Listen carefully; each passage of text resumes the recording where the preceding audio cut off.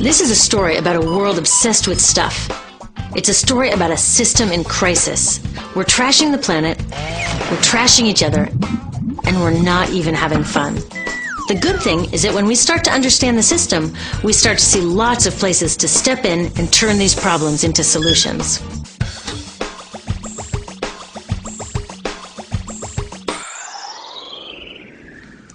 Can I tell you, I love my Pantene Pro V. Of the dozen or so personal care products that I use every day, it's the one I can't live without. It says it gives my dull hair the ultimate cool shine. How does it do that? I was wondering that while I was lathering it in my hair one day, so I read the ingredients right here. Sodium lauryl sulfate, tetrasodium EDTA, methyl isothiazolinone. What is this stuff? I took this list to some scientists who know how to read it. Turns out my Pantene contains a chemical linked to cancer. And lots of other products in my bathroom, from sunscreen to lipstick and even baby shampoo, also contain chemicals linked to cancer or other problems like learning disabilities, asthma, and even damaged sperm. Like most parents, I try to keep my family safe. But now I find out my bathroom is a minefield of toxins? What are we supposed to do? To find out the answers, we have to go back to one of the key features of our materials economy: toxics in, toxics out. If, at the factory, you pour toxic chemicals into a product, like baby shampoo, you're going to wind up with toxic baby shampoo, and toxics in workers, communities, and, babies.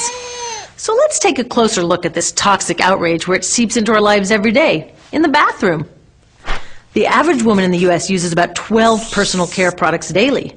The average man about 6. Each product containing a dozen or more chemicals. Less than 20% of chemicals in cosmetics have been assessed for safety by the industry's safety panel, so we just don't know what they do to us when we use them. Would you fly on an airline that only inspects 20% of its planes? Of course, not all of these chemicals are dangerous, but we know that many are. Some are carcinogens. That means that they can cause cancer.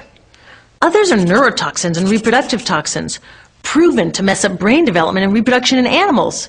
Wait a minute, we're animals too. It's like a giant experiment. We're using all these mystery chemicals and just waiting to see what happens.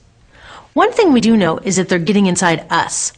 I had my body's toxicity levels tested, and I'm loaded with things like mercury, flame retardants, triclosan, and lead. We all are. Even babies are being born pre-polluted. Now, I know we can't live in a lead-free world, but do we have to put lead in our lipstick? I don't know. Maybe it's my fault. Maybe I just bought the wrong thing. At the store, the choices seem endless. I can get lipstick in 49 shades, or shampoo for hair that's too dry, oily, fine, limp, or frizzy. But what about the choices that really matter? Like the choice to buy products that are safe? It turns out the important decisions don't happen when I choose to take a product off the shelf. They happen when companies and governments decide what products should go on the shelves. So who are these companies? This is Procter & Gamble. They're the ones offering me Herbal Essences, the #2 shampoo in the country. It contains toxic petrochemicals, made from oil. Since when is oil an herb? On cosmetics labels, words like herbal, natural, even organic have no legal definition. That means that anybody can put anything in a bottle and call it natural, and they do. I mean, can you imagine a top seller called Petro Essences? Gross. What's even nastier are hair relaxers marketed to 5-year-olds and skin whitening creams. These are super toxic, both in their ingredients and in the message they send about what beauty is. Ooh, here's Estee Lauder offering me a chance to help find a cure for breast cancer. That's nice. But wait, they're also using chemicals linked to cancer. Don't you think the best way for Estee Lauder to fight cancer is to stop using those chemicals in the first place? So really, I get to choose between meaningless claims on a bottle. But these guys get the real choice about what goes into those bottles. And that happens back here, at the factories where they're formulated. Why do the makers of these products use all these toxics? Are they trying to poison us? No, they're just working from a 1950s mindset when people were totally swept up in better living through chemistry. In all that excitement, they forgot to worry about human health impacts. That was years ago, and they are still using these same old toxic chemicals. Today, big cosmetics companies say the doses of poison in their products are small enough to be harmless. Yeah, maybe if you use them once a year. I guess they never get out and see that their products are being used and combined with other products every day. A little toxic dose under your arms, a little more on your hair, on your lips. And workers in nail and hair salons get dosed all day long. So the industry is used to doing things this way. And they can. Because even now that scientists have linked the chemicals they're using to all sorts of problems, there are no laws to get rid of them. You're thinking, really? Come on, nobody's making sure that the stuff we smear all over our bodies is safe? Nope. The FDA doesn't even assess the safety of personal care products or their ingredients. Since 1938, they've banned just 8 out of over 12,000 ingredients used in cosmetics. They don't even require that all of the ingredients be listed on the label. Now, this is an example where we can all agree a little more government action would be helpful. This lack of regulation leaves a huge hole that the cosmetics industry is all too happy to fill. They set up their own committee to self-police their products, and compliance with their recommendations is voluntary. So the cosmetics industry is making the rules and then deciding whether or not to follow them. So you see, it isn't our fault that these toxic products are in our bathrooms. It's a whole broken system that's ignoring the simple rule: toxics in, toxics out. But we're not helpless.